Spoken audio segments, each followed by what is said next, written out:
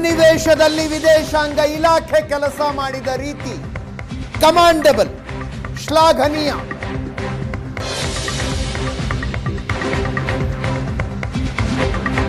ಸಂಜೆ ಪಾಕಿಸ್ತಾನದ ಕಡೆಯಿಂದ ಮಿಸೈಲ್ ಮತ್ತು ಡ್ರೋನ್ ದಾಳಿಗಳ ಆರಂಭಗೊಳ್ತಾ ಇದ್ದಂತೆ ಎಸ್ ಜೈಶಂಕರ್ ಅಮೆರಿಕದ ವಿದೇಶಾಂಗ ಕಾರ್ಯದರ್ಶಿಗಳಿಗೆ ವಿಷಯ ತಿಳಿಸಿದರು. ಅಮೆರಿಕದ ವಿದೇಶಾಂಗ ಕಾರ್ಯದರ್ಶಿ ಮಾರ್ಕೋ ರೂಬಿಯೆ ಫೋನ್ ಮಾಡಿದ್ರಂತೆ ಜೈಶಂಕರ್ಗೆ, ಪರಿಸ್ಥಿತಿಯನ್ನು ತಿಳಿಗೊಳಿಸಿ ತಾಳ್ಮೆ ಕಳೆದುಕೊಳ್ಳಬೇಡಿ ಅಂತ. ಎಸ್ ಜೈಶಂಕರ್ ಹೇಳಿದ್ದಾರೆ, ಪಾಕಿಸ್ತಾನದಿಂದ ಎಲ್ಲಿ ತನಕ ಪ್ರಚೋದನೆ ಬರ್ತಾ ಇರುತ್ತೋ ಅಲ್ಲಿ ತನಕ ನಮ್ಮಿಂದ ಪ್ರತಿಕ್ರಿಯೆ ಇದ್ದೇ ಇರುತ್ತೆ.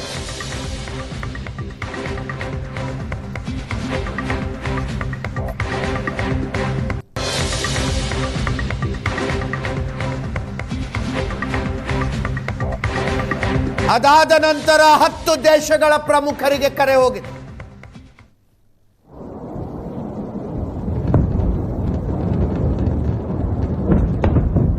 ಇಂಥದ್ದೊಂದು ದಾಳಿಯನ್ನ ಭಾರತ ಪಾಕಿಸ್ತಾನದ ಮೇಲೆ ಮಾಡಬೇಕಾದ ಸನ್ನಿವೇಶ ಯಾಕೆ ಸೃಷ್ಟಿಯಾಯಿತು ಅನ್ನೋದನ್ನ ವಿದೇಶಾಂಗ ಸಚಿವರು ವಿವರಿಸಿದ್ದಾರೆ.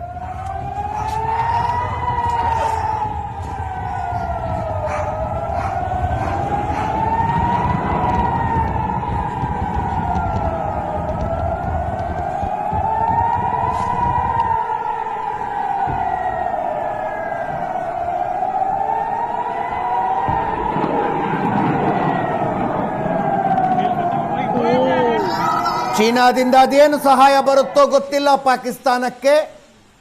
ಟರ್ಕಿಯಿಂದ ಒಂದು ವಿಮಾನ ಬಂದಿಳಿದಿದೆಯಂತೆ.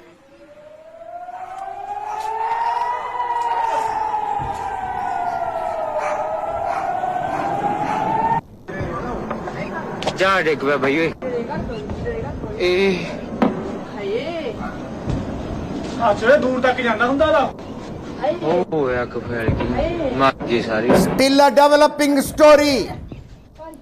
ಬೆಳತನಕ ಇದರ ಅಪ್ಡೇಟ್ಗಳಿರ್ತವೆ.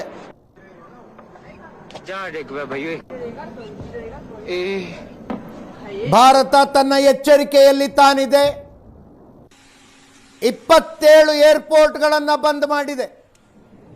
ಪಾಕಿಸ್ತಾನದ ಗಡಿಗೆ ಹತ್ತಿರದ 27 ಏರ್ಪೋರ್ಟ್ಗಳನ್ನು ಭಾರತ ಬಂದ್ ಮಾಡಿದೆ.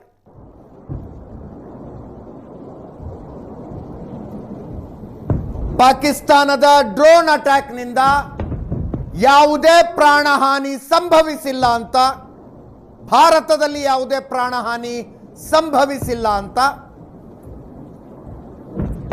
ಸರ್ಕಾರದ ಅಧಿಕೃತ ಹೇಳಿಕೆ ಇದೆ.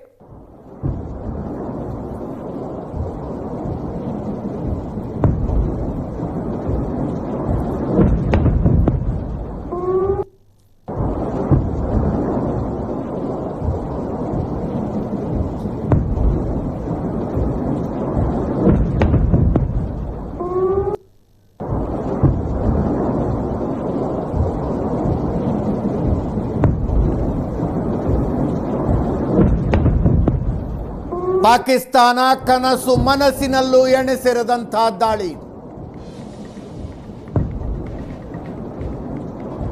ಏಪ್ರಿಲ್ 22ಕ್ಕೆ ಪಹಲ್ಗಾಮ್ನಲ್ಲಿ ನಡೆದ